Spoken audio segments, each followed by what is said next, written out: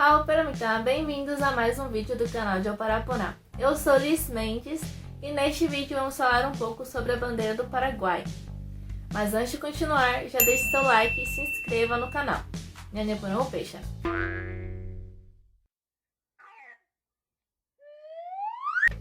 Dia 14 de agosto é o dia da bandeira do Paraguai. O Paraguai teve 4 bandeiras durante a sua trajetória. Vamos conhecer um pouquinho como foram essas 4 bandeiras antes dessa oficial que conhecemos hoje. A primeira bandeira que o Paraguai teve, ela era toda azul com uma estrela branca do seu lado esquerdo. Ela foi utilizada desde o mês de maio até o mês de junho de 1811. Aí nesse tempo trocaram a cor da bandeira. Ela ficou vermelha, amarela e azul. Ficou vigente desde o mês de junho até o mês de agosto de 1811, até entrar em um consenso da bandeira ser da cor que a gente conhece hoje, vermelha, branca e azul. Porém, essa terceira bandeira, a listra branca era mais larga que as outras duas, que a azul e que a vermelha. Foi utilizada desde agosto de 1811 até setembro de 1812.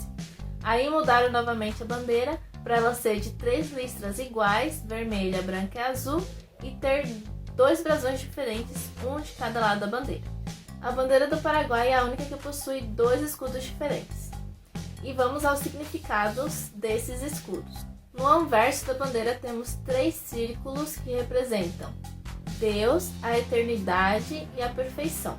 A palma, que é um tipo de cacto, que representa a justiça, a vitória e o amor. A estrela, que simboliza a esperança e a sorte, é a inscrição República del Paraguai.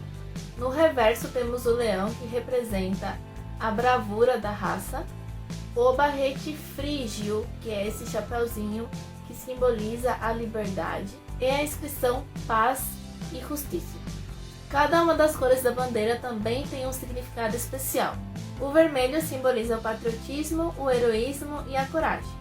O branco simboliza a pureza, a união e a paz. O azul simboliza o conhecimento, o amor e a verdade. E isso é tudo nome, tá? Quando gostaram, corre de lá aprender chinique, rapé compartir, aprender com a tecoia. Hasta la vista.